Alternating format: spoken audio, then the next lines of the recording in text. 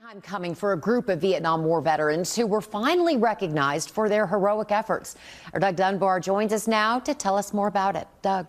Guys, the recognition that you speak about is the Congressional Gold Medal bestowed to those service members who served on what became known, as you mentioned, Dustoff missions. And that does include a longtime local veteran helicopter pilot from Benbrook whose personal story helps us all now define the story of the more than 3,000 crew members who put their lives on the line every single mission so that others may live. This is the original map that you had with you. Yeah, this is the one I flew in the cockpit in Vietnam. All the time that I was there. Doug Petersen landed as a Huey pilot in Vietnam in 1969. So what we would do is we would take these missions and we would write them on the windscreen of the helicopter. But what he didn't expect was that he would never take a single shot at the enemy. But I do remember being called in and said to get your assignment and said, Mr. Petersen, you'll be going to the Dustoff unit. And I said, oh, wait a minute, time out. I'm a gunship guy. And they go, no, no, no, you're a Dustoff guy. Dustoff, the nickname given to pilots and crew members on medical helicopters. Men and machines that in the Vietnam War pioneered an entirely new and swift way to evacuate the wounded directly from the battlefield. So we do witness a lot of the horrors of these casualties that were just atrocious. What was that like for you as a young man of 20 years old? You know, I had never been exposed to that kind of situation, obviously.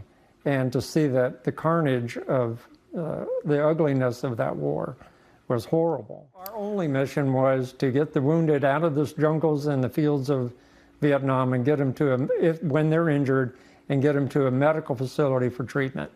Dustoff crews became the invaluable link between life and death for our troops, civilians, and even at times the enemy. It was on one mission, among his 1,000 or so combat hours, 5 feet above the treetops, Petersen hovered his Huey to hoist a wounded American soldier out.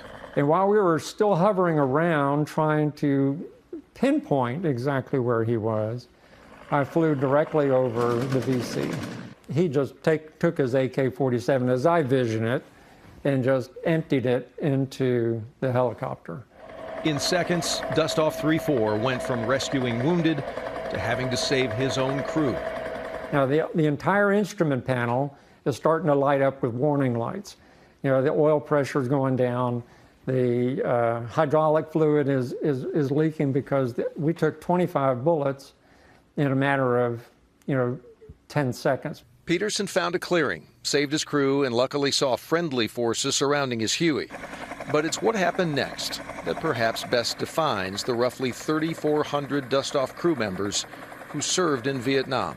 After we were picked up and taken back to our home base, I got another helicopter and another crew, and we went back to get the guy.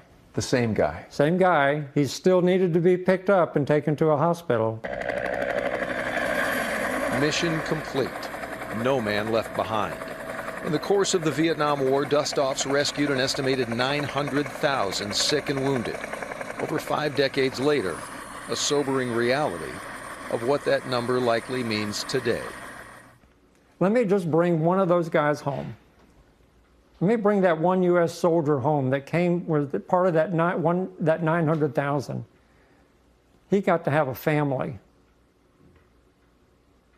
who had a family. So the 3,400 didn't just impact 900,000.